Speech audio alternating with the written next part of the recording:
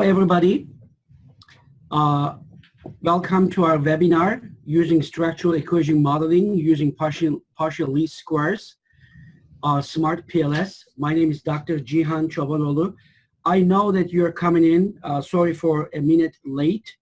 We were just trying to work with technology. This is our first time using Zoom platform for a webinar. I see that a lot of you are joining. It is our pleasure to welcome you on to this webinar on a historic day, for at least for the US, probably for the entire world. As you all know, we had just the elections, and Donald Trump has been elected as the president of the United States. I will give a second more. I see that many people are joining in, which is great. Very, very happy to see all of you here. Dr. Ali and I will be conducting this webinar.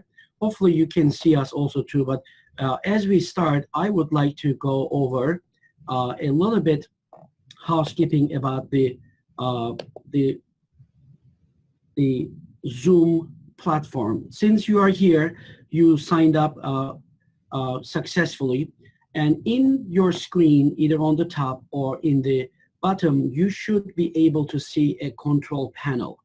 And in this control panel, you can actually see some hands, which will look like this one. Let me see if I can bring it. Oops, a little bit. You can see that there is a raised hand. If you see that, it's either on the top of the screen or in the bottom of the screen. But if you do see that, please click on it, raise hand, so that this way we will know that you are listening to us, you can hear us.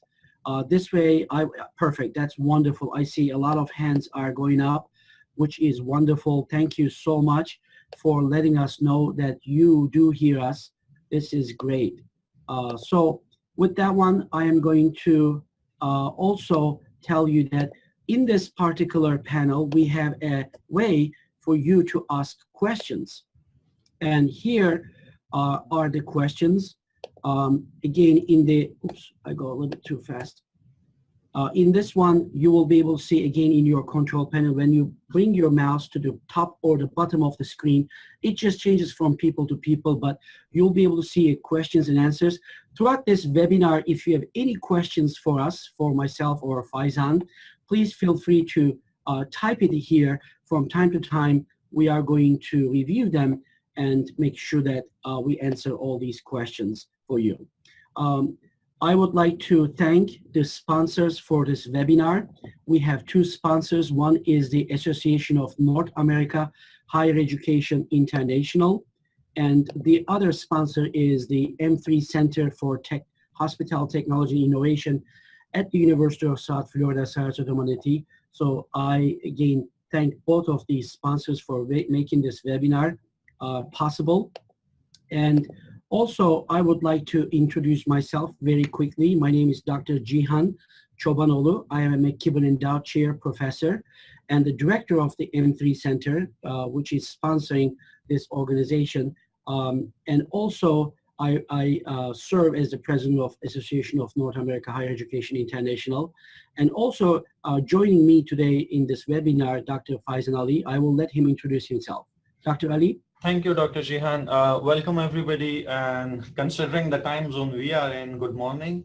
My name is Faizan Ali. I am an assistant professor at the College of Hospitality and Tourism Leadership, which is at University of South Florida, Sarasota-Manatee.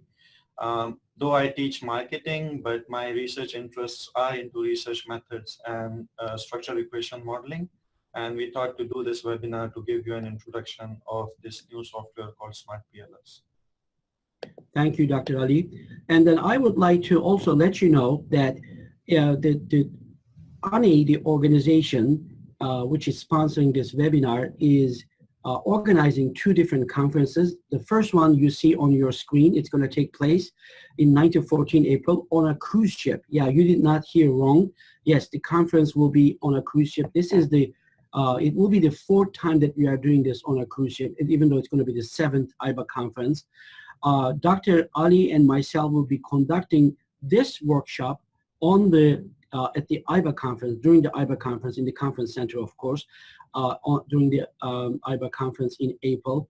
It is going to be again face-to-face session. Right now we are doing webinar, but that one will be the same session will be repeated in the GLOSAR conference, Global Conference on Education and Research. This conference will be held in 22nd to 25th May 2017 at the University of South Florida Sarasota-Manatee campus, which is where we are doing this webinar for you. If any of you were to join one of these conferences, you are welcome to attend this SEM SmartPLS the workshop in face-to-face. ANE also has 2 different journals. We would like to invite all of you, either you are using SEM or PLS or any other methods. We welcome research articles to the International Interdisciplinary Business Economics Advancement Journal. That is, Dr. Ali is serving as the assistant editor. I am serving as the co-editor. And also we have another journal that ANE publishes, which is the Journal of Global Education and Research. These are all, both of them are open and open access journals, and which means it's free to submit or publish an article. That also means that it is free to access the published articles. ANE is a not-for-profit organization. Without further ado, I would like to show you very quickly our outline of the webinar. We are going to do a short introduction to SEM.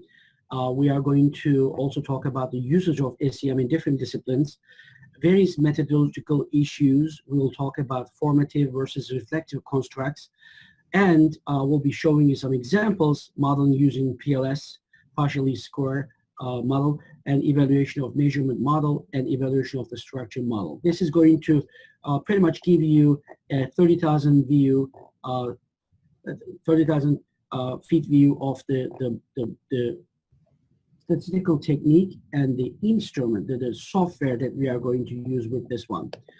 Before we start in this, I would like to do a short poll very quickly, if you don't mind. I'm going to show you a quick question just to understand all the audience that we have. What is your main area of research and or teaching? If you just please take a moment and click on one of the options. We are limited to 8 options. That's why we had to put these. Please pick one as you are seeing. So we see that almost half of you voted. Thank you so much. You should be able to see this in your screen.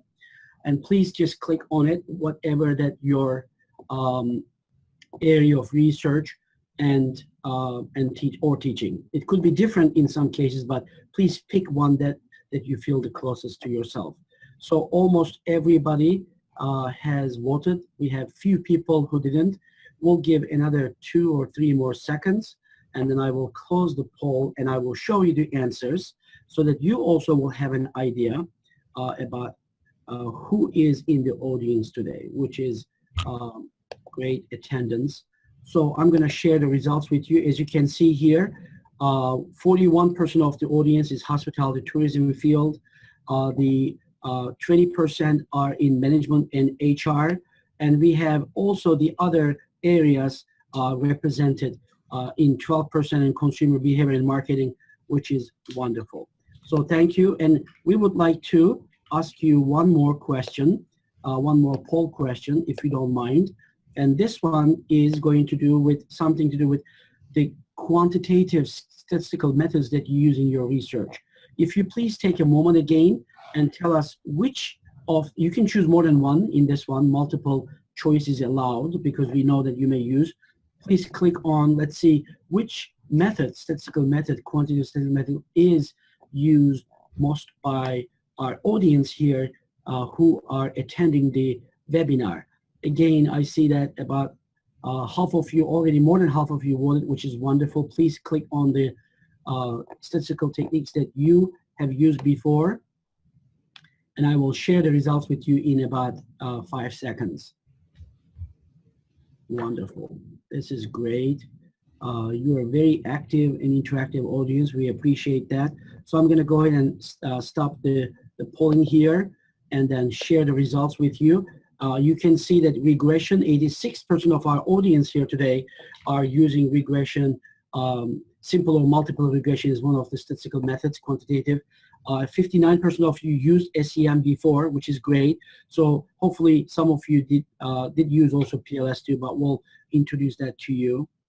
And then the other methods are cluster analysis is not as widely used, but factor analysis is the, I think, number 2, ANOVA, analysis of variance, or ANCOVA, is being used. So thank you again for these. That way we are going to go into our webinar, continue with our webinar.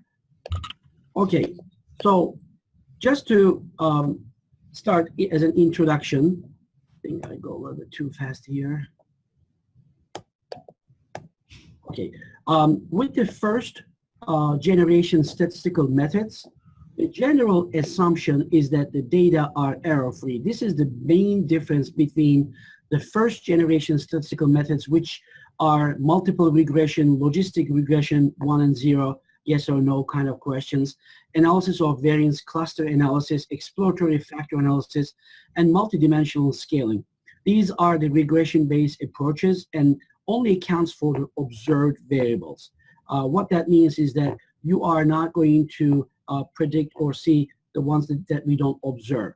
But in the second generation statistical methods, on the other hand, the measurement model stage attempts to identify the error component of the data. That is probably one of the biggest. In the model, the method that are using the second generation statistical methods is the structural equation modeling, as you all know, and more than half of you have used this already, either the covariance-based structural equation modeling or partially least squares structural equation modeling. So knowing this, we would like to talk a little bit about the measurement error. Measurement error, as you probably know very well, is the difference between the true value of the variable and the value obtained by using scale. The types of measurement error can be summarized in 2 different categories. Random error can affect the reliability of the construct, or, which is even more dangerous, the systematic error can affect the validity of the construct.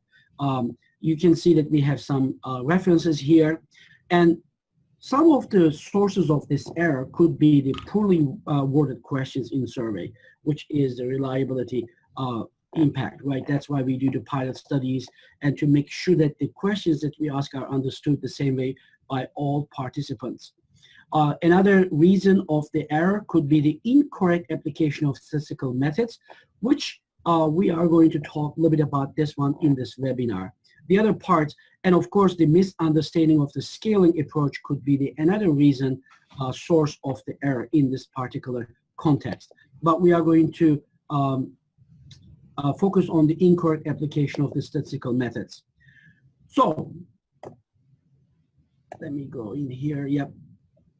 Structural equation modeling is an advanced statistical tool used to assess complex models with many relationships, perform confirmatory factor analysis, and incorporate both unobserved and observed variables. This is the biggest difference. It combines the characteristics of factor analysis and multiple regression. As you all know, if you don't use SEM, you do a factor analysis first, and you take all these factors that come out of the factor analysis, then we put them in multiple regression as our independent variables. Of course, we have a dependent variable, but we can, in the multiple regression, we can measure this only with one dependent variable at a time. If you have more than one dependent variable, you could actually do it independent, a different multiple regression analysis to be able to do this. But in SEM, you can combine all of them, and also you'll be able to add more than one dependent variable into the model. It's largely used in various academic disciplines over the last decade, SEM. There are 2 approaches, as we have mentioned before. One is the covariance-based SEM, and the other one is variance-based SEM, which PLS, partial linear SEM, is part of it. That is the focus of this webinar. We are going to show you how to use this method, and by using SmartPLS, which is one of the software used in this particular in this particular tool. Okay, I will go to, I just want to show you quickly some articles that are, some of the scholars have actually conducted some survey articles, the use of either the SEM, structural equation modeling, or PLS based SEM. So Deval and Asseker just did this in 2016. This is a brand new article in the Journal of Travel Research. They have talked about this, partial least square structural equation modeling. And then some of the more examples here is the use of partial least squares path modeling in international marketing. This is another article that focused on, again, PLS, but in a different discipline. And I assume that some of you are in this particular field. Or also in MIS Quarterly published an article in 1995, which is kind of like the beginning of the use of the structural equation modeling. I mean, when I say beginning, of course, it has been in existence since 1950s, 60s, but it has been started to use more mainstream, and they also talk about the usage of this. With that one, you can see here, there's, if you were to go to Google Scholar, if you just put the use of SEM, put a discipline that you want, you'll be able to find a lot of things. I just want to bring your attention to here, famous Dr. Hare, his article here, actually chapter, the book, primer on partial least squares, structural equation modeling has been, even though it was published in 2016, it has been cited more than 1,800 times. And there's business research, international business research, and all different fields. There's a lot of studies has been done to see the use of SEM in different disciplines. And the software that you can conduct SEM is, as we have said, covariance-based SEM versus PLS-based SEM. The red ones that you see, there's many different software. It's just like a type of car, Honda, Toyota, Ford. This is EMAS, Lisrel, M+. On the other side, on the PLS, it's SmartPLS, which is the focus for today. By the way, neither Dr. Ali or I are connected to SmartPLS in any other way. It is a tool that we use in our research. We like it. That's why we decided to share our knowledge and experience with you. PLS Graph and PLS GUI. None of these, to our knowledge, maybe we may be wrong, but none of them are actually are free. There's two questions. Somebody asked if the presentation will be available after the webinar. Yes, we are recording this webinar and we are going to post this on our website, and we are going to do it also too. And we're going to take the other questions in a second as well. Okay, in the hospitality research, as you can see here, quite a few articles are using SEM in hospitality field. But if you were to look at over here, you can see the partial least squares in the graph over here, the proportion of the CB base versus the PLS base. You can see that PLS base is still in a minority in terms of the tool as used to conduct SEM studies. Some of the main usages of SEM in hospitality research are on the right corner here, aspects related to causality, testing complex models having mediating and moderating effects, 45% of them, and 13% of them used SEM for scale development. And then this is, again, another research in 2016. This is in the international business research. You can see that covariance-based SEM is predominantly more than the PLS-based. In this particular study, Sinkovics and et al. Have found that 379 of the studies use CB-based SEM, only 45 of them use PLS. This is just another example that, but it is growing every single day. This is another quick statistics for you that shows the use of SEM in business analytics journals. As you can see, after 1994, the use of SEM is boosted. In 2005, more than 4,000 articles have been using this. We have one more quick poll for you here. I'm going to just start that one. If you please tell us what you think about this. I'm going to launch the poll. The question is that if you, please indicate if you use coefficient-based SEM versus partially least square-based SEM. Please tell us what you have used, or both, whatever that you may have used. Maybe some people have a preference for one or the other, but in this webinar, we're going to explain to you actually some of the good reasons why you could potentially use PLS as well. So please vote quickly. Just choose one of the options.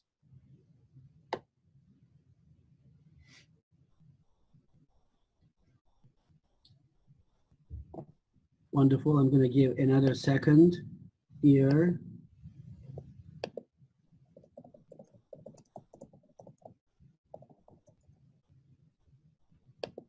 Okay, and I'm going to end the poll. And then I'm going to share the results with you. 42% of you did not use SEM before, which makes it great for you to be in this webinar.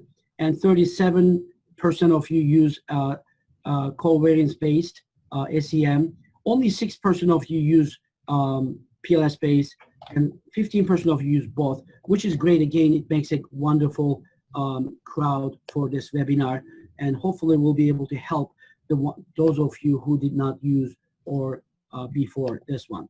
Okay, I'm going to switch to Dr. Ali soon, but let me just cover a couple of more slides. I just go a little bit too fast. Sorry about that. We are trying to work through this technology here. I apologize for sometimes advancing the slides without wanting it. Here, some of the main difference between the PLS-based versus covariance-based SEM is that the objective in the PLS is prediction-oriented. In the covariance-based is the parameter-oriented. In the approach is variance-based. In the PLS, in the CB, just the name says covariance-based, obviously. And if you look at some of the other areas here, you can just look at this. But one big criticism for the PLS is the last one, as you can see here, the goodness of fit.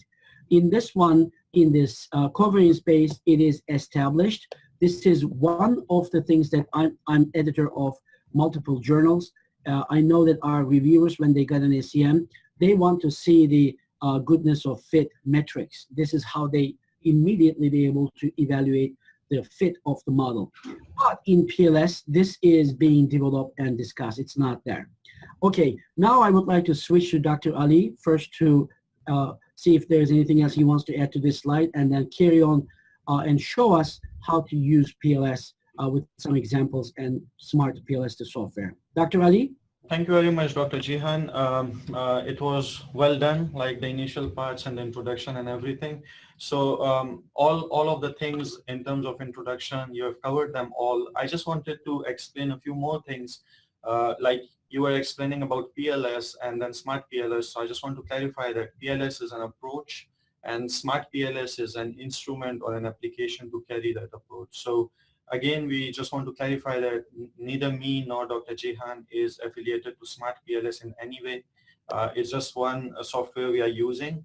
But if you understand the concepts for PLS, you can use any other software of your choice to conduct PLS analysis. So with all these differences between PLS and CB-SEM, I just wanted to highlight some of the methodological issues which are in the usage of SEM. Now, from the poll results, we saw that there are around 37% people who have used CB-SEM only for their research. But when you look at other research conducted, like review papers done on the usage of SEM, there are certain problems with the usage of SEM. And one of those papers was recently published in Journal of Travel Research, which was done on usage of SEM in tourism research. So these are some of the methodological things which are important to consider, but people do not do that.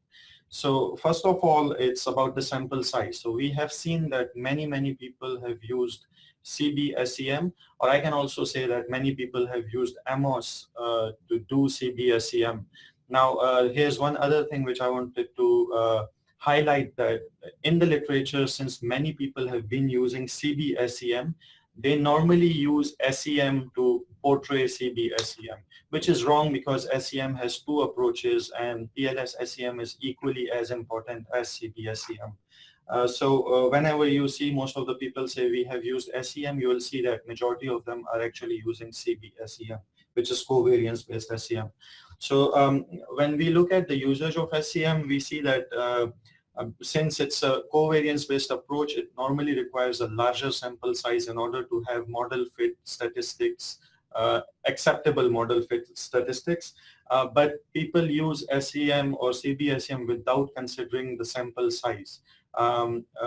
A general rule of thumb is that you should have at least 10 respondents for each item in your questionnaire. Again, it's a general rule of thumb. There are other formulas which you can employ to find out your sample size required to run a model.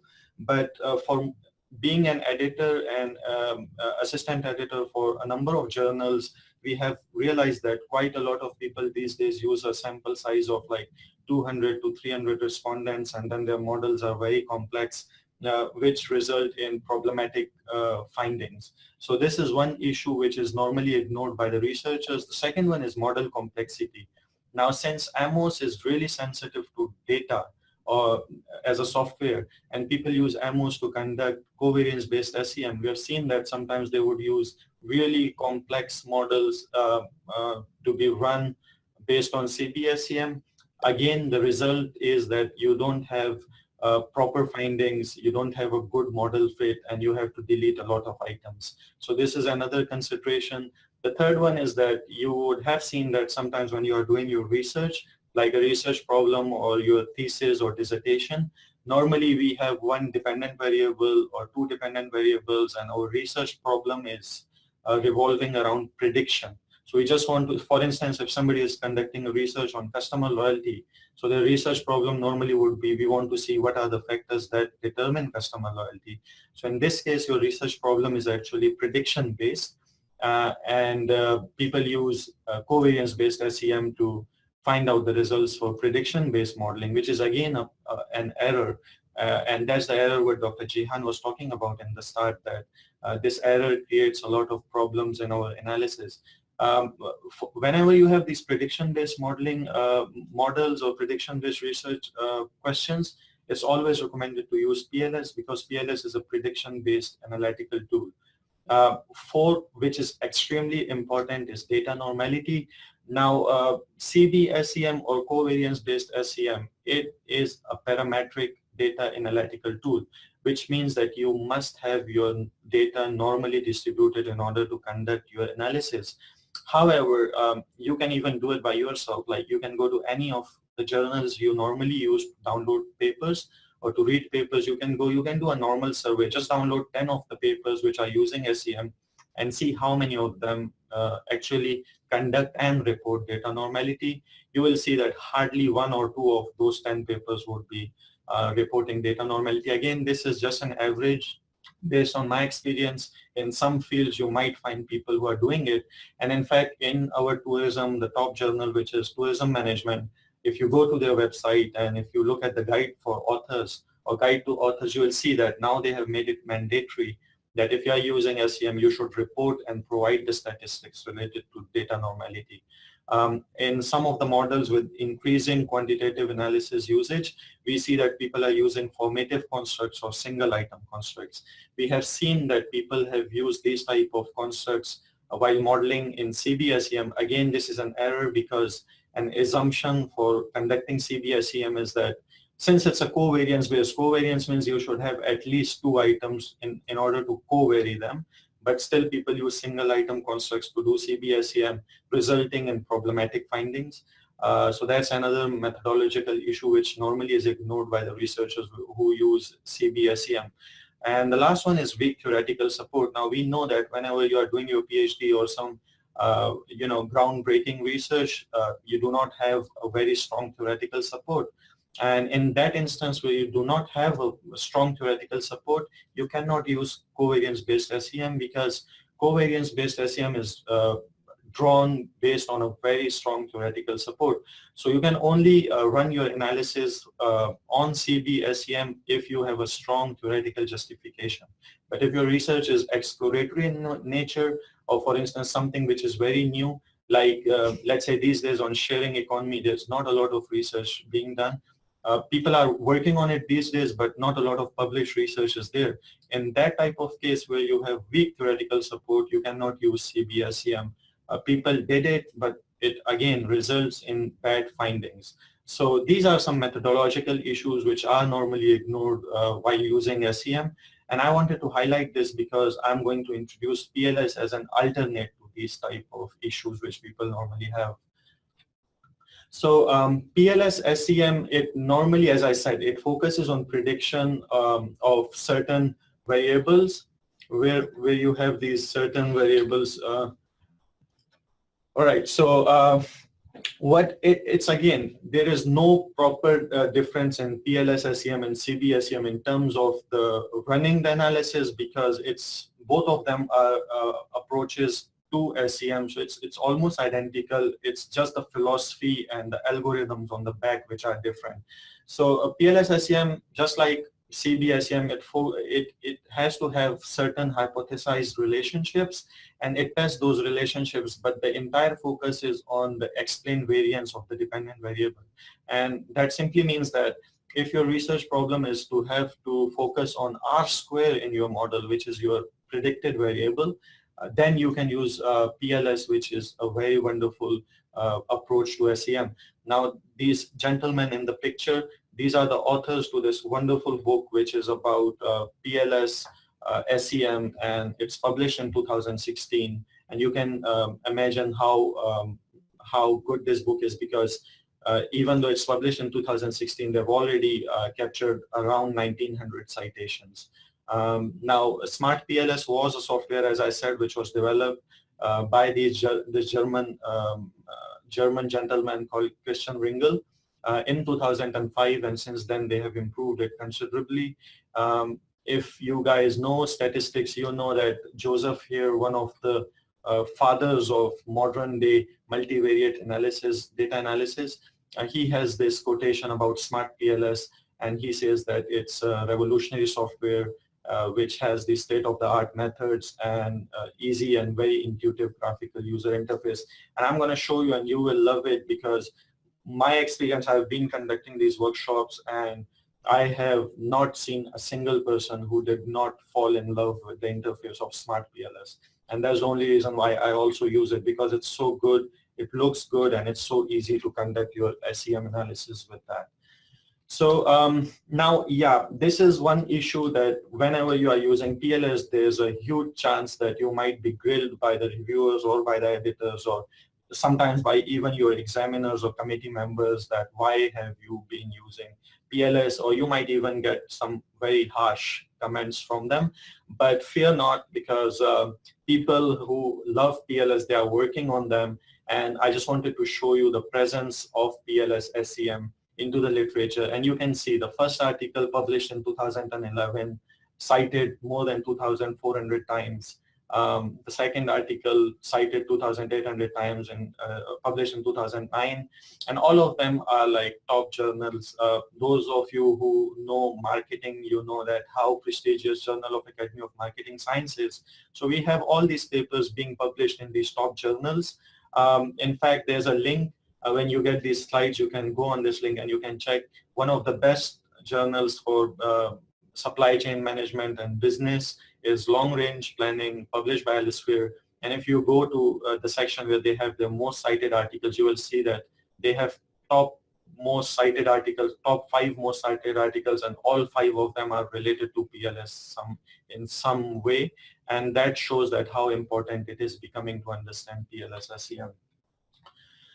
Now, there's a way to track the papers which are using PLS into their analysis, and if you look at the growth, it's tremendous, and it's amazing to see that how many people are now using PLS every year.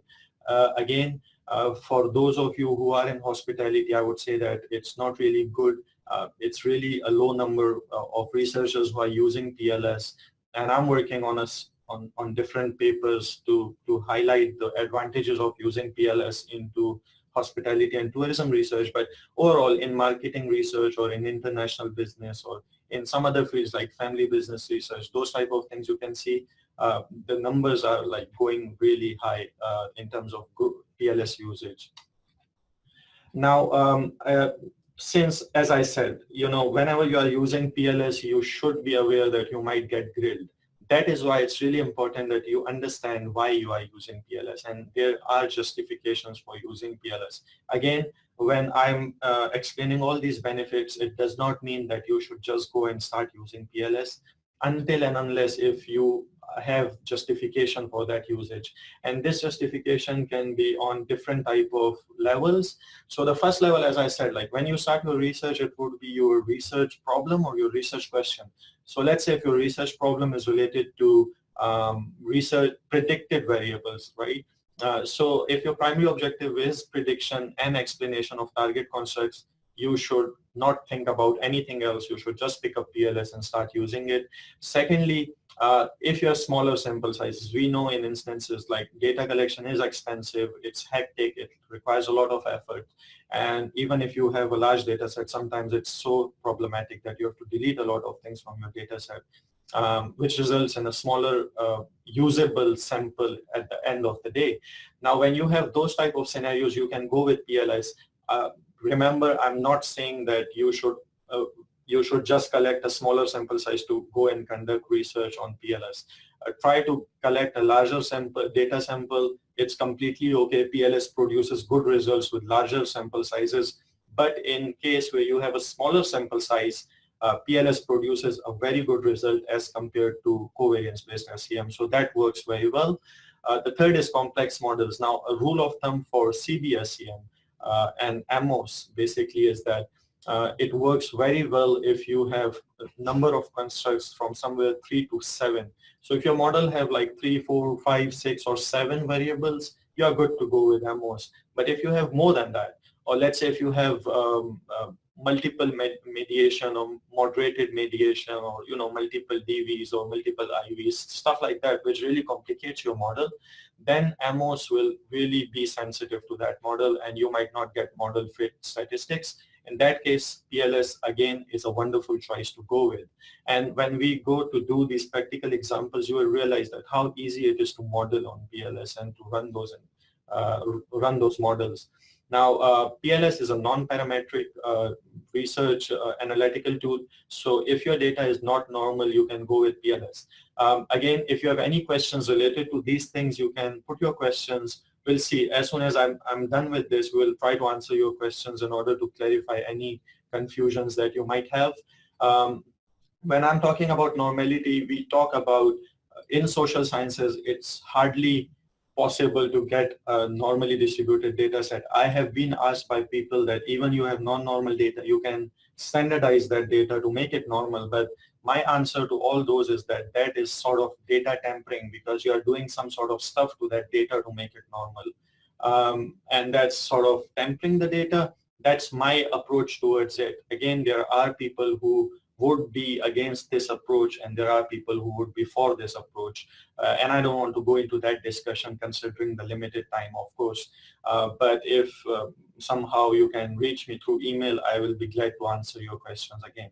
Now, again, one other benefit of PLS with increasing modeling in the research these days, it supports single item constructs as well as reflective and formative constructs. Now, again, if you have formative constructs, AMOS cannot handle it, or CB-SEM cannot handle it on larger levels. So if you have these complicated models with reflective and formative and or single item constructs, PLS can handle them very well. If you have, as I said earlier, if you have weaker theoretical support, or if you are integrating multiple theories, which is sort of exploratory research, again, PLS would help you with that. And yeah, the last one, if you have ordinal and binary scale questions, PLS works with both types of scale questions. So these are all justifications. So if you are using PLS, you should be prepared to use these justifications in your methodology part to say that what are the reasons which push you to use PLS instead of covariance-based SEM. And believe me that if you do not do that, the editor or reviewer is going to ask you to put that in your manuscript or in your thesis or dissertation. So with all this, I just wanted to say a few more things, and then we can go into the practical examples. And these things are going to help you because I did not really see a lot of people doing these things when they are using SEM. Now remember, if you are using CB-SEM or PLS-SEM, it's always recommended to do these steps before actually you go into your deep data analysis. First of them is missing data. We all know that we don't want missing data into our data sets, but then again, it's impossible to get a data set which has no missing value. You might get it sometimes, but usually you do not get any data set with no missing values. So when you have missing values, there are certain rule of thumbs, and I've put them here on the PPT for easy understanding. So let's say if you have one response, like one questionnaire, and more than 25% of data is missing, you shouldn't use that questionnaire because it has serious troubles with the data validity and reliability. Then if let's say you have, if you look at the entire data set and for each variable, if you have more than 5% value missing, you should delete that indicator.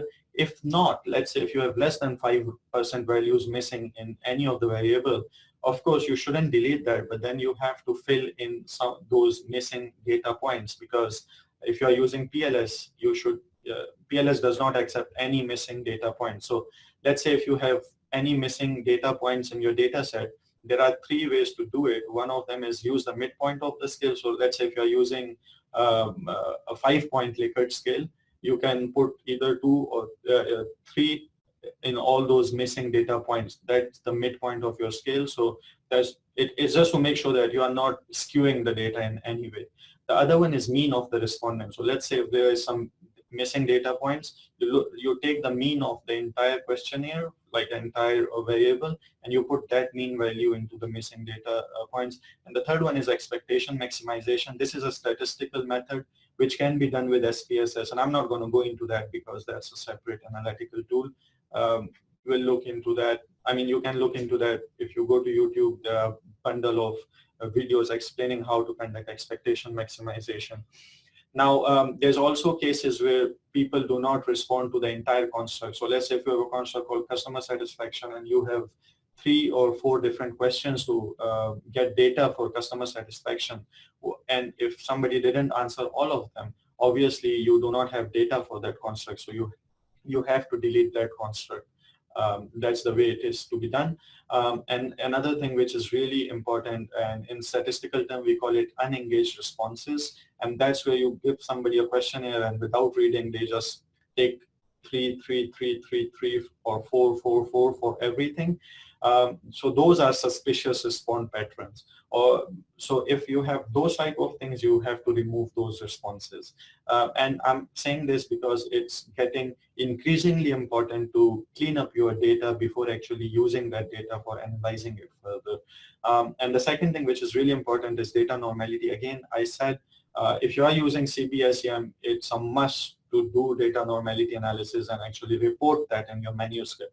If you are doing PLS, it's not necessary to do it, but because it's a justification for using PLS, so obviously it's logical to conduct data normality and then say that my data set is not normal, that is why I'm using PLS. So again, it just reinforces my stance of saying that if you are using any type of SEM, it's important to conduct and report data normality. There are certain ways of doing that, but the easiest way of doing that is to look at skewness and kurtosis. I assume that with the statistics we had for people using quantitative analysis, and like 86% of the people who are attending today have been using regression analysis, I assume that you know what skewness and kurtosis is. Just for some students who might not know, the rule of thumb is that your skewness value should be within +-1. Kurtosis should be within +-, some people say 3, some people say 5, some people say 7. Again, literature is there's a large body of literature, and people have been like giving all these different types of statistics about them. I normally use +-1 for skewness and +-2 for kurtosis. And that's stricter, just to make sure that data is really normal. You have other statistics, and you can use them if you can find them within the literature. So just to conclude, whenever you are using SEM, it's important to do both these things: report, conduct missing data analysis, and data normality. So being said that, I'll just jump to PLS-SEM. Dr. Ali? Yes, Dr. Jahan.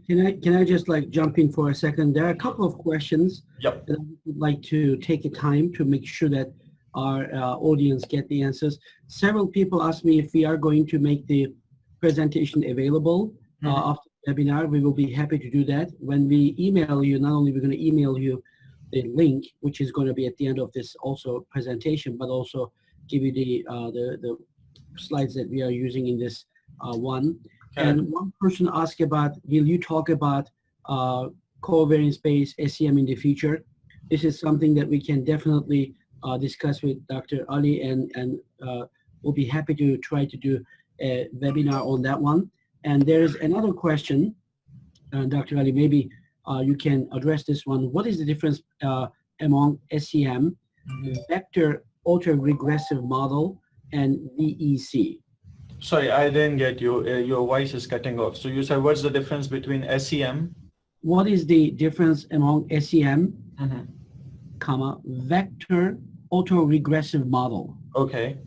And VEC, vector. Okay, so Dr. Jahan, I'm going to answer that, but I just want to go through this PLS because, this webinar is about that. I'm going to answer that, but I just want to make sure that I do the practical examples before we run out of time. It will be then. Perfect. I don't want to disappoint all the people who came for, this practical example. No problem. But in the end, if we have time left, I'm going to answer this question. Wonderful, because thank you. It would take time to explain those differences between these analytical tools. Okay, and yeah, one more thing to add, we will not only make available the presentation and the video, but we are also going to send you a couple of research papers, those papers which are published in good journals, and they have reported all these things which I'm talking about. So that gives you an idea of how how to report these things, which I'm telling you about missing values and data normality and sample size and everything. So that can help all these participants. Okay, so being said that, let's go ahead to PLS now. PLS, same like CB-SEM, we have two different steps to conduct the PLS path model assessment. So the first one, which forgive me, and it's just it's just change the space. So the first one is actually the measurement model, which actually looks at the relationship between the construct and the indicator variables. And the second one is structural model, which looks at the relationships. So I'm just going to quickly draw here something and try to explain what I'm talking about. So if normally we have this type of a model. Sorry about my terrible drawing.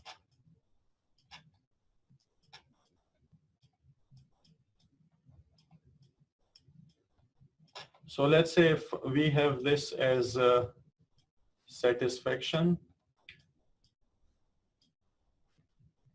loyalty.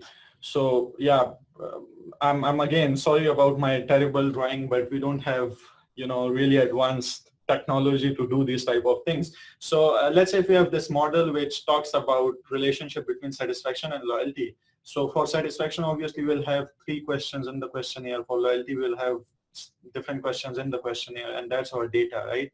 So when we are doing PLS, it's just like any normal day. So let's say if you have to drive from your home to your office in the morning or to your school or whatever.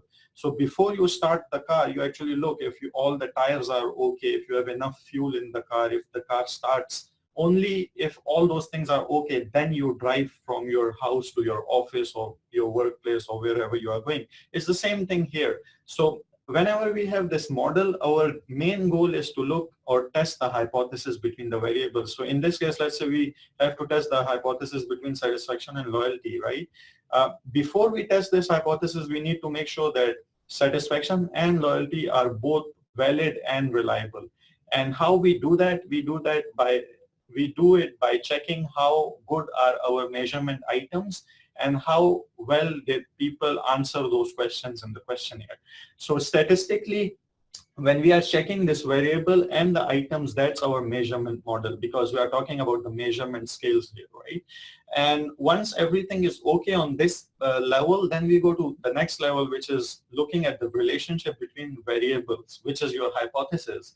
And since hypothesis develop the structure of your model, that's why we call that one as structural model analysis. So this is a basic explanation of PLS-SEM, which in general is like this. So, all right, now if we look here, all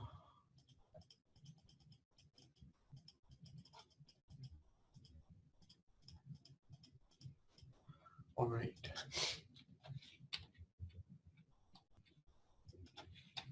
Okay, so if we look here, this is a model which is drawn in, which is actually drawn in SmartPLS, and we are going to work on that later on. But I don't know if you all can see the mouse on the screen. If you can see that, you will look at these blue rectangles or blue ovals. Actually, this would be the oval shape. Yeah, the blue ovals, these are your constructs, which is your main variables. So these relationships or the arrows between these blue ovals, these are your hypotheses, right? And this is actually your structural model. So if you look at the box which is around these blue ovals, it shows that's your structural model. And then these yellow rectangles, these are actually the items you have in your questionnaire, and you put them and then people read them and give you answer for that particular question. So here you get the data for each of this question. Now obviously this blue oval, it's measured through the data for these three yellow rectangles, and here is what we call as the measurement model. So that's your measurement model. Now obviously we have different type of constructs, reflective, formative. I'm going to go into that very soon and I'll tell you. But normally when we have the statistics, so all the numbers which are for measurement model, we call them as loadings, and all the numbers for the structural model, we call them as path coefficient. So that's a very basic explanation of how a smart PLS model looks like. Now if we go to the next slide, we are going to talk about reflective and formative, and I'll say why this is important to understand, because this is the main conceptualization of your variables, right? Now here there's a very basic difference between reflective and formative, but when I say basic, that's in terms of understanding, okay? But your decision to say that this construct is reflective or formative, it is not clearly defined in literature. And it's always difficult to decide whether this variable should be reflective or this should be formative. There are certain guidelines in the literature, we have to look into them. But an easy explanation of this would be that when a construct is reflective, it simply means that all these items, they will reflect the meaning of the construct. So here the example shows, like if you want to see timeliness, right? So if you have a friend or if you have a colleague or somebody and you want to see if that person observed timeliness, you will have to see that whether he accommodates last minute requests, whether he has punctuality in meeting deadlines, whether he has speed of returning phone calls or emails. So all these three things actually reflect timeliness. That's what it means. Whereas for formative, it means that all these three items, they form that variable, they develop that variable. So let's say if we have to look at life stress, so we see what forms the life stress. It would be job loss, divorce, and recent accident, right? Now this is a very basic differentiation. But remember that since for reflective, these items all reflect the same thing, right? There should be high correlation between these items, very high correlation, because all of them are reflecting the same thing, right? So that's why even if you have to delete one of them, the rest of them will still show timeliness, right? But for formative, it's different because all these three things are different, like job loss, divorce, recent accident, these are all three different things, right? So the correlation between these items shouldn't be very high, because these are all different variables, different things, very different from each other. So here what happens is whenever you have a formative construct, you cannot delete one of these items, because if you delete one of these items, then the concept of this whole variable changes. So let's say we delete X1, which is job loss, right? And then we still have divorce and recent accident. Maybe these two develop something else, not life stress. Maybe it's something like personal life stress, not life stress, personal life stress, because still you have your job, so on the work and you don't really have work life stress, something like this. So again, you might feel a bit difficult to understand this, but that's exactly what I said, that even literature says that in order for you to decide which construct is reflective or which is formative, it's not clear cut. It's a bit difficult to understand that. But what happens is that the next question people ask is, how do we make sure that something is reflective or something is formative? That is based on literature. So if you're picking up a construct from the literature, literature should have actually defined whether that's a reflective construct or a formative. If it's not in literature, then there are certain guidelines and you have to follow those guidelines. But again, that's a separate topic. It's not part of PLS. It's a separate topic. And I hope that in the future, when we do this live sessions of this workshop, I can cover this, because it's really difficult for me to explain this complicated stuff through online channel. It's because I can't draw anything here. Now, all right, so here I just got one question, and this question is about sample size. Somebody's asking that what is a small sample size? Is it under 200 or under 100? Just want to answer this question very quickly. Sample size is a relative term. We cannot say what is a small sample size or what is a large sample size. For instance, if you are, let's say if you have to conduct a research and you want to do a research on restaurant owners, ethnic restaurant owners in Miami, right?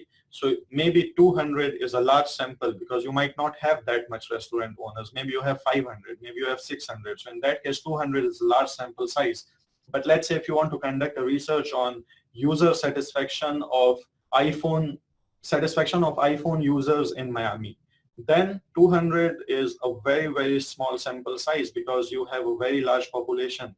Okay, so it's really a relative term. We can't say what is a small, what is a large sample size. That's why people actually relate it to the number of items on your questionnaire. So again, so we have a few questions. I'm going to skip the questions for a little while so we can go into the modeling part, so we can, go with the flow of the presentation. As soon as I finish with it, I'm going to answer all your questions, time permitting again. So here is reflective and formative. Now I just want to go ahead very quickly and tell you that when we are doing measurement model, it's actually to see the reliability and validity of the construct measures. As I said, you want to make sure that the data you collected for each construct should be reliable and valid. For reliability and validity, we have different criteria. So for reliability, normally people say you should use Cronbach alpha. Traditionally, people would use Cronbach alpha. Again, literature has different type of cutoff values. Somebody says 0.6, somebody says 0.7. With PLS or when we use PLS-SEM, it's always recommended to not use Cronbach alpha but composite reliability because of the benefits it's bring and because of the accuracy of the findings or results. It's always recommended to use composite reliability instead of Cronbach alpha. Again, if you are doing CFA, the cutoff value for composite reliability is 0.70, which is your item loadings. And then if your research is sort of exploratory, not really confirmatory, then still there's a chance you can go down to 0.6. Some people even say that even if your loadings are around, if your composite reliability is around 0.5, it's still okay. Again, it's literature. You can find different type of cutoff values. Indicator reliability. So the first one, which is composite reliability and Cronbach alpha, it's for your construct, let's say satisfaction. So it's for your overall construct. And then when you look at the individual items, like each question in your questionnaire, there we use indicator reliability, and that's your item loading. Now for item loadings, people say 0.7. I'm going to cover it in the next slide. I say it should be 0.708, and it's written here. And I'll tell you why I'm saying it should be 0.708 and not 0.7. So these two are for reliability, which is your construct reliability and indicator reliability. Then you have validity. Now validity, one thing you must have heard of it, AVE, average variance extracted. It should be higher than 0.5. Again, I'm going to explain why it should be higher than 0.5 on the next slide. And then discriminant validity. Traditionally, people would use Fornell and Lecker criterion. With introduction of PLS, there was another tool which was cross-loadings, and in 2015, end of 2015, there's another tool which is called HTMT criteria. It's a new tool, and it's based on simulations. Some scholars related to PLS, they came up with this new tool to assess discriminant validity, and their justification for this was because Fornell and Lecker is very old. They didn't consider a lot of things, and they have a lot of discrepancies. So they ran a lot of simulations, and then they decided that HTMT criteria is a very well-deserving discriminant validity tool to be used by the researchers. All right, now why I was saying that we should use AVE more than 0.5 and why should we use the loadings or whatever, here is a very quick explanation of this. So let's say we have this Y1, which is your construct, and then X1, X2, X3 are the items to measure this construct, right? So whenever we have these items, we want to make sure that each of this item is actually capturing the data for Y1, which is your construct, right? Now, this one, 0.6, 0.7, 0.9, these are the loadings for each of this item. And we have to make sure that this loading actually is the correlation between the item and the construct. Okay, so correlation means that these are related, and higher correlation coefficient would show you that these are highly related. As I said, it's a reflective construct. They should be highly correlated. And since they are highly correlated, it shows that, you know, whatever the value for X1 is, it's actually capturing the data for Y1. Okay, and a logical explanation is that, think about it, if you are measuring something through an item, you never want a correlation below 0.5 or 0.6. A rule of thumb is that at least we need 70% of the variance captured in the main construct should be through this item, right? So, and then all these three all together, like whatever is the square of correlation for this, for X2 and X3, these are the values. So let's say for 0.60, if we take the square of it, we get 0.36. For 0.70, we get the square root of 0.49, and for 0.90, the square is 0.81. So these are the squares of these loadings, and if you take an average of these three, that would be 0.55. So this is your AVE. So AVE, as the name suggests, is average variance extracted. So it means that all these three items actually explain 55% of this construct. This is what AVE is. Now, for loadings, you must have seen in the literature people say that loading should be higher than 0.7, right?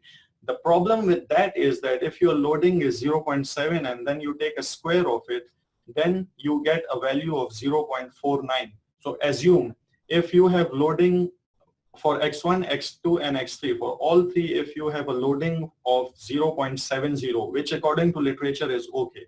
So if you have 0.70 for X1, 0.70 for X2, and 0.70 for X3, so the average would be 0.70. And then when you take a square, your AVE would be 0.49. Now think about it. Literature says that loading should be 0.7 and AVE should be 0.5. Now if you consider 0.7 an accurate measure, your AVE would be 0.49, which is not good.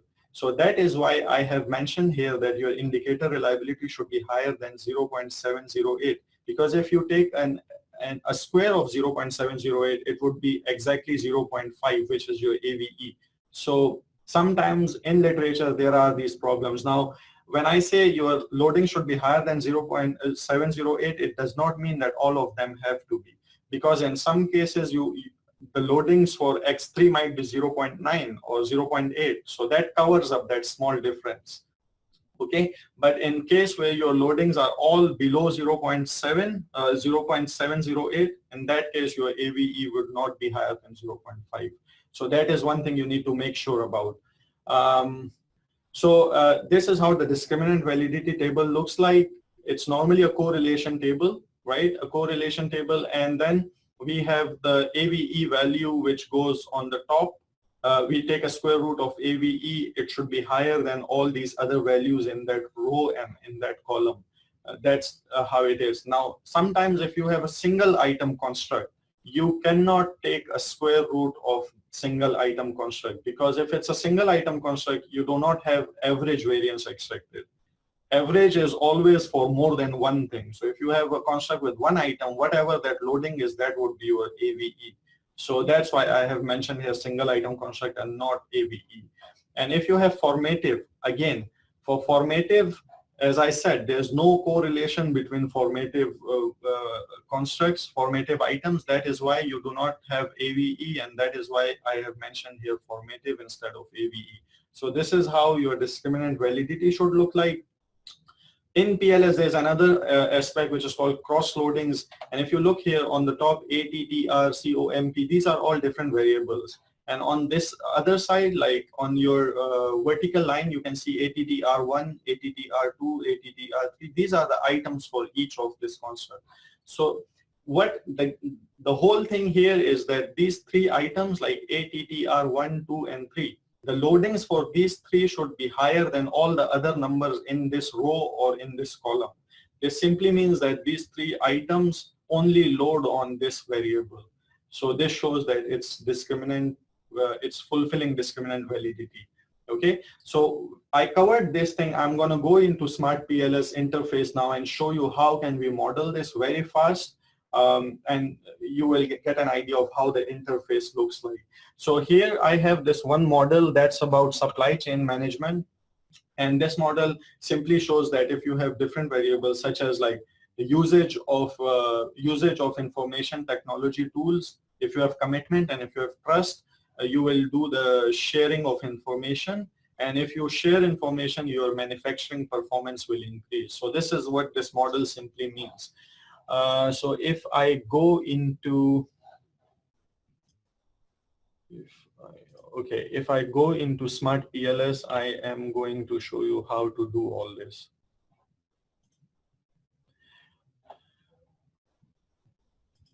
Okay, so here is how it looks like.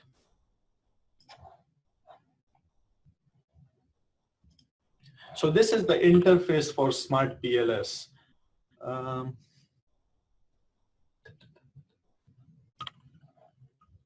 I'm just trying to see if I can move this sidebar here. Okay, yeah, so this is how the SmartPLS interface looks like.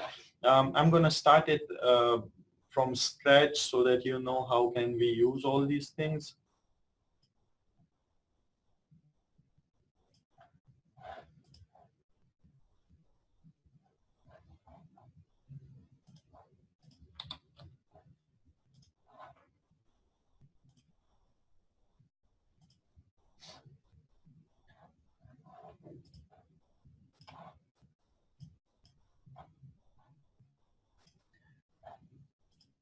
Okay, so I hope everybody can see it now. So this is how the interface looks like. So whenever you start SmartPLS, right, and that's easy. If you go to smartpls.com, you can see you can download this. Again, just to clarify, SmartPLS is a paid software, so you have to purchase your license. But if you want to get it, like you can get a 30-day free trial, so you can go download it and use it for 30 days. And if you like it, you can go ahead and get the license.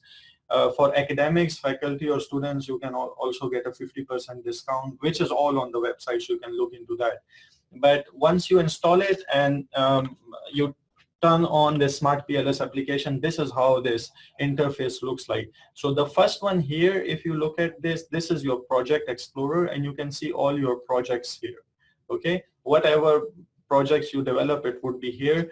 This is your main pane, and then it's extremely simple. So you click on new project. Let's say I click on it and I develop a project called SCM webinar.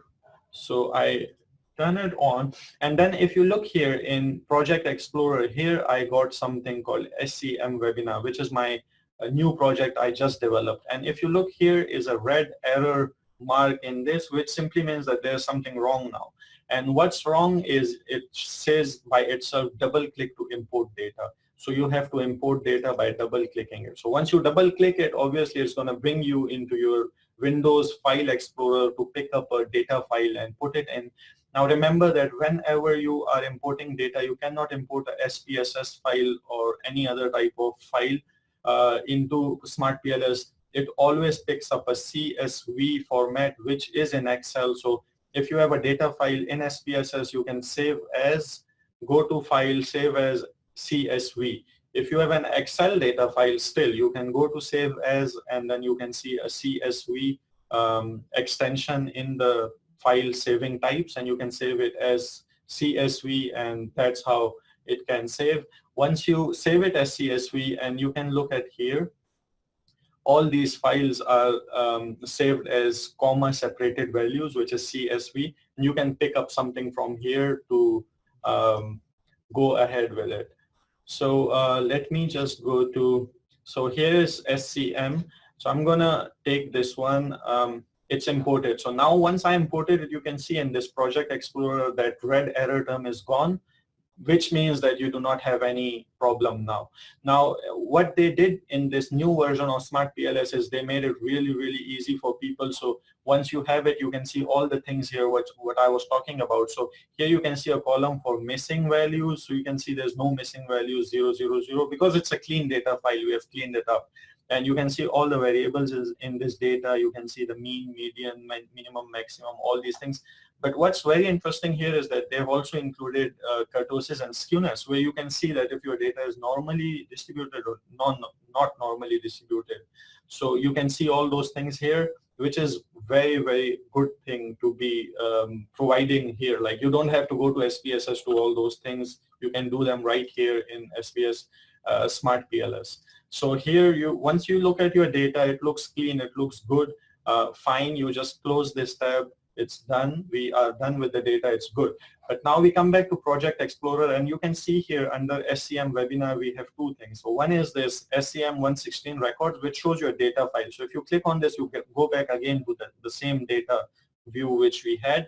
And the other one, if you look at here, it's something like a UFO or an alien, but it's basically this blue oval and yellow items are showing that you can develop your model here. So if you click on this, you come to some place where you will feel like you are an artist or something. And this is what I love about SmartPLS, that it's so user intuitive and user friendly interface with this application. And it's extremely easy to develop a model here. And if we go back very quickly to the model which we are going to develop here, I'm going to show it to you, and then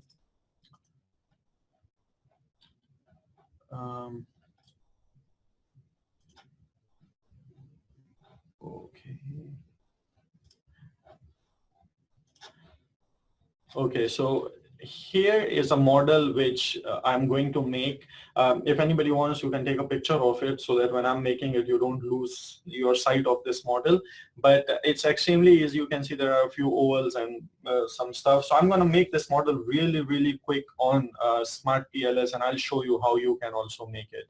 So, okay, so I come back to this screen, and what I can do is I can decrease this one so that we have a better place to develop this model.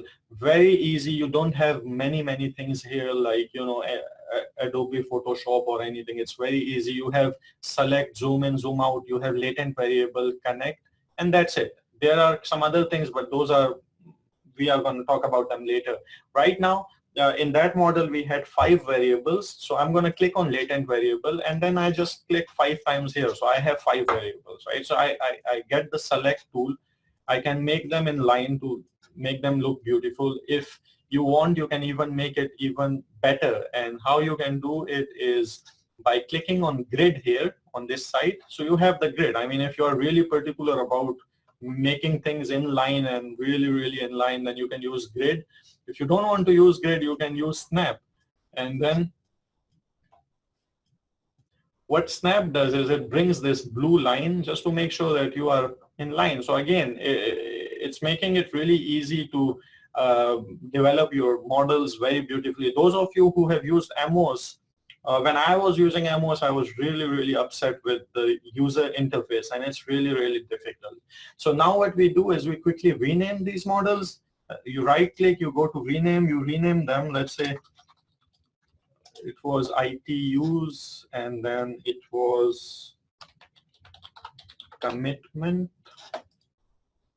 and then we had trust, share, and the last one is manufacturing performance. So once we have named all our variables, then we have to put the items, right? So when you have your model, you know which items goes where. So for instance, now once we have all these variables, what are we going to do is, if you look here below this Project Explorer, you will see indicators. So all your indicators are here, right? So let's say for ITUs, we have 4 indicators. All of them are here, like IT Internet, IT EPT, IT DW, IT SEM. What you do is you click on the first one, hold shift, click on the last one, you select all 4, you just drag and drop them, okay? For trust, here are 3 of them. I click and drop, drag and drop. For commitment, and then we have for share, and then we have for manufacturing performance. Now once I did it, it looks a bit ugly because all of them are, you know, facing the same side. So what I do is, like, for this share I want it to go down, so I just click on it, and like on this one side, if you look, we have all these colors and different things. Here we have align, so I click on align below, I click on align on side, and it looks beautiful. Now the thing is that all your variables are looking red. Remember, whenever they are red, it means there's something wrong with your model. Like there's some sort of thing because of which the model will not be able to run. And from what I can see here, the problem here is that we did not draw hypothesis. So what I'm going to do is I'm going to click on connect. I connect here to here, here to here, here, and that's it. Boom. You have all of them as blue, which means now your model is error-free. So this is how you're going to make your model. Once this is done, it's all, you have already done like 60% of your SEM. Okay, now what we do is, as I said, first of all, we do the measurement model because we need to make sure that this variable and these items are all good. Okay, so you look at this calculate, you go click on calculate, and then the first one is PLS algorithm. Since we are using PLS, we need to click on PLS algorithm and start calculation. Done. This is all your results. So if you look here, you have different tabs. Go back to this SEM webinar, and you will see you have all these numbers which show all your loadings, and these are all your path coefficients, and the values inside this variable, this shows you R square because that's your prediction based modeling. So this is how it is. There are a lot of other things you can do. For instance, if you want to see which of these hypotheses is the highest one, what you can do is here, I'm not going to go into that. That's going to confuse you, and that's like graphical stuff. I'll quickly finish other things. So once you have all these things, then you need to report them, right? Now, how do we report them is like this. So let's say we have this one paper, and I'm going to share this paper with you people. So here is a paper which was recently published in tourism management, and we have used PLS. So here is how you are going to report them. So you have your construct here, and then you have all the items, and then you have your loadings, AVE, and composite reliability. So these loadings, AVE, and so now what we need is we need all the loadings, we need AVE, and we need composite reliability. So we go back to PLS. And so we have all of them. What we need to do is we click on this tab, PLS algorithm. All our results are here in the lower section. So if we look here on the final results, you will see outer loadings. Now remember why we call them outer loadings? Because here is our model. All these lines inside the model, these are inner model. All the lines outside these blue circles, these are outer model. right? So we go back to outer loadings, we click on outer loadings, and here we got all of our loadings. So it's extremely easy. You can copy to clipboard on Excel. You can go to any Excel sheet. Let's say we go to Excel. Here we are in Excel, and we copy paste it. So here are all our variables. Here are all our loadings. So all we need to do is copy and cut and paste them here.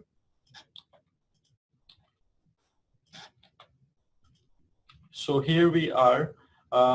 You can name your variables here, commitment, ITUs. I'm not going to go into all of it, but this is how you can do it for all of them. So here you have all your variables, and then your items. You can name it as constructs, items, loadings. So we can cover all of this like this. We have all our loadings and everything. Now for loadings, I said we need to make sure that all of them are over 0.708. So you can see all of them are okay except for some of them. ITUs, one of them is okay, two of them are okay, two are not okay. So this is how it is. These are all your loadings. If some of them are not good, you can delete them. But remember, you can't delete a lot of them. A rule of thumb is that you can only delete 20% of the items. You can't delete more than that.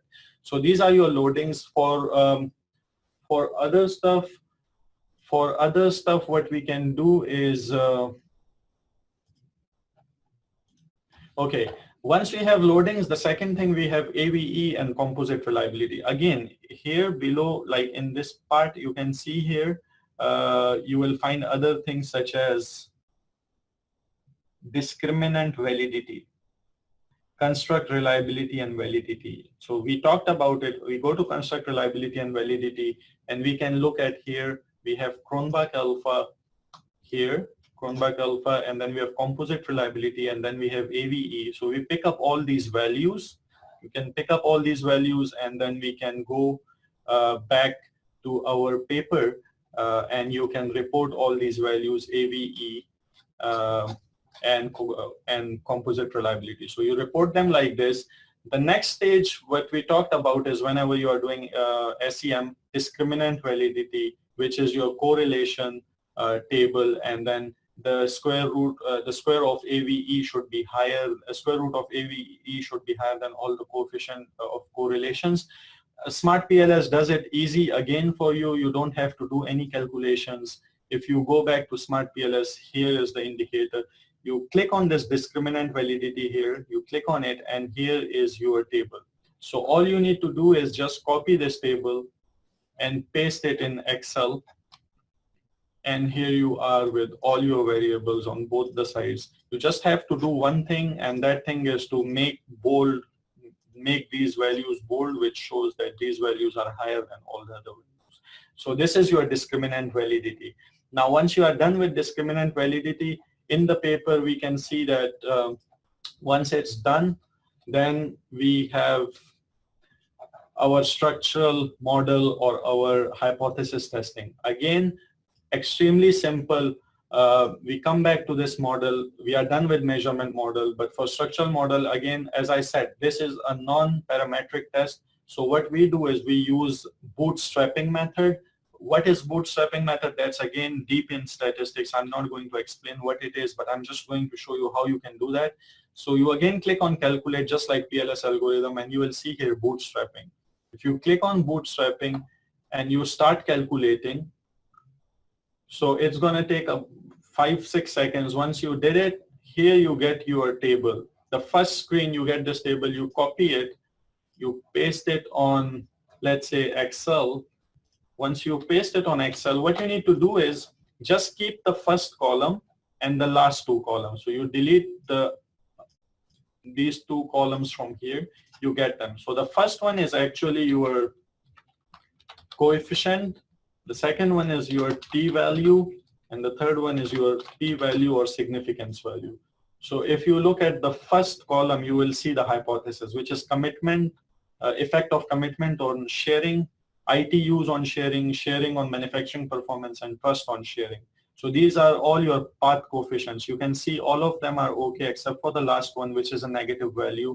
And then you have to look at your p-values. And we all know that in order to support any hypothesis, we have to say that the p-value should be lower than 0.05. So here if you look, the first three, you have p-values lower than 0.05, so you can support these hypotheses. And the last one, since it's higher than 0.05, that one can be actually rejected, that hypothesis, or not supported. So so this is how it is. I'm going back to SmartPLS screen, which is here. And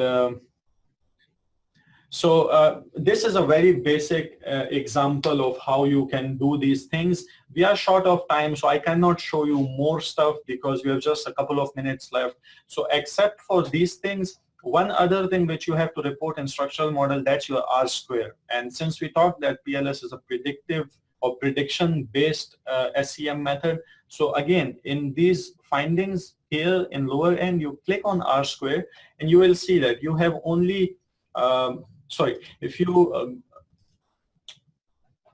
once you do the PLS loadings, you will see that the values which are inside this model here, these are your R squares. So for sharing, it's 34.5%. For manufacturing performance, it's 15.4%. So as I said, since our focus is on prediction here you can see that you have both these R squares. And for R squares, a basic rule of thumb is that it should be higher than 0.1%, which is 10% of the entire variance. Again, some people say it should be higher than 40% in order to make your model somewhat meaningful. So that's very basic SmartPLS analysis. Like, this is how you develop your model, you run your measurement model, you run your structural model. I wish we had more time to explain even further, like how to do formative constructs or how to do mediation. And believe me, that's on my PowerPoint slides, and I was going to talk about them, but because we are short of time, and it's really difficult to explain the entire software and entire PLS operations in 1.5 hours, and you people can understand that. So I don't know, we are going to talk to see if we can do another webinar to look into the advanced statistics using PLS. Yeah, so that's it. I'm going to look into the questions very quickly. What are the questions, and see if we can answer them really fast. Also, Dr. Ali, that it looks like that your screen, SmartPLS screen, cannot be viewed by some viewers, audience. Okay. So we can see it here. I don't know, maybe there's a little bit technical thing here. Maybe, yes. But we will email everybody the recorded webinar, so that should hopefully be captured as we record this, and you should be able to see it there. We apologize for that one. Okay, so now I'm going to very quickly, okay, so those of you who are not able to see the SmartPLS, maybe some technical issues, but you will be able to see the recordings. One person asked about the model fit indices, and like MOS does have it and PLS does not have it. So just for your clarification, PLS does offer model fit indices. It's not as established as MOS, but they do have it. One of them is called GOF statistic, which is called goodness of fit statistic. And then recently there's another statistic which is introduced in 2016 called SRMR theta, which is standardized root for mean squares, something like this, which is a theta, and that's available for SmartPLS as a model fit index. So if you have any questions from editors or reviewers, you can use those two statistics to show that your model was fit. Okay. Then one person asked if I can provide an example of formative measurement model. Since the time is really short, I cannot do that. But again, we are going to discuss this, me and Dr. Jehan, to see if we can do another webinar for 1.5 hours to only focus on advanced statistics like formative constructs, mediation, moderation, and stuff like that. Okay. Yes. Now, one person said the model in the PPT shows formative as well as reflective, but here I did it for reflective only. And yes, that was on purpose because I first wanted to show how to do reflective, and I was thinking to do formative, but short of time, we couldn't do that. PLS is very good to be used for scale development. You can use that because when you develop a scale, your study is more or less exploratory in nature, so you can do that. One other person asked, can we use single items? Yes, I've said you can use single item constructs, and you can also use demographic questions in your model, such as gender or age. You can do that.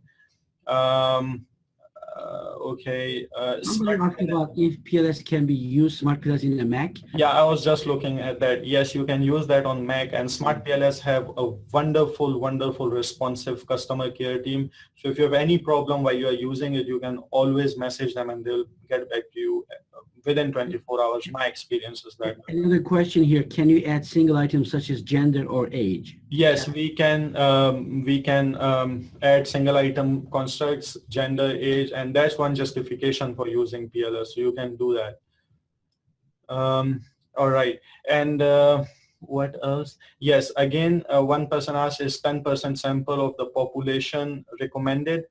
It's somewhere in the literature. It's not recommended based on the fact that you do not have justification to say whether this 10% is representative of the population or not. Because when we take sample, it is not based on percentage. It's always based on how representative is your sample. So even if you have 5% of your population and it's well representing the population, makes sense.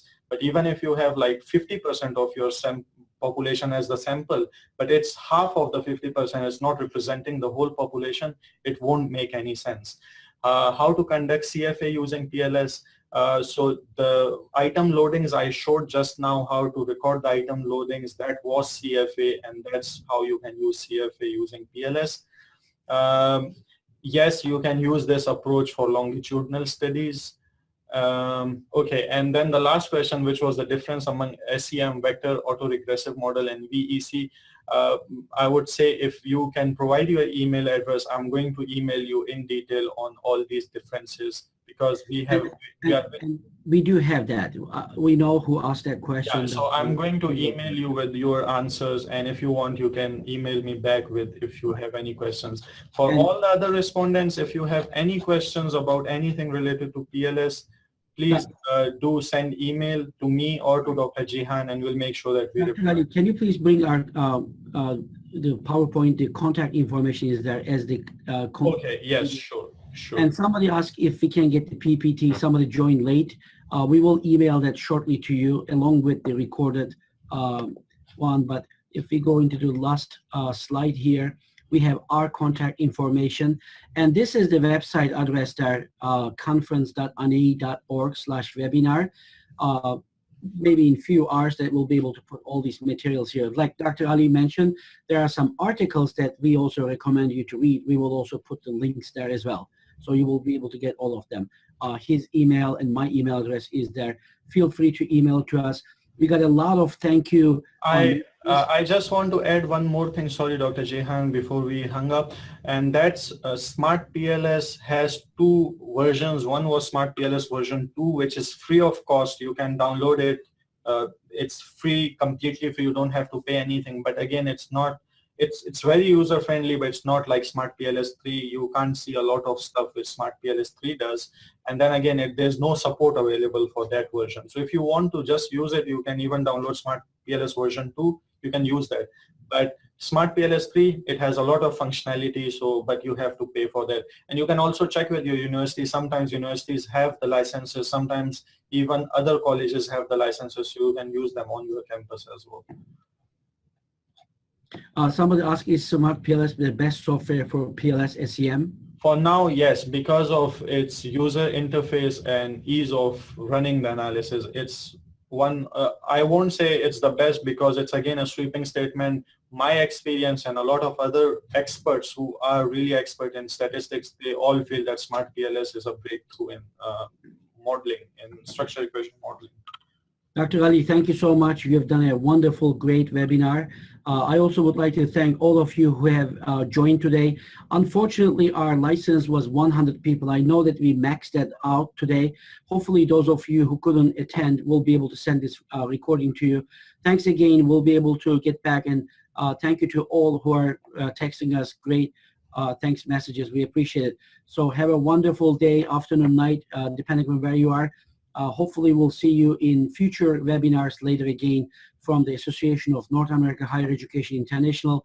Last but not least, I would like to thank University of South Florida, Sarasota-Manatee, College of Hospitality Tourism Leadership for sponsoring this webinar. Have a wonderful day. Thank you very much. Goodbye.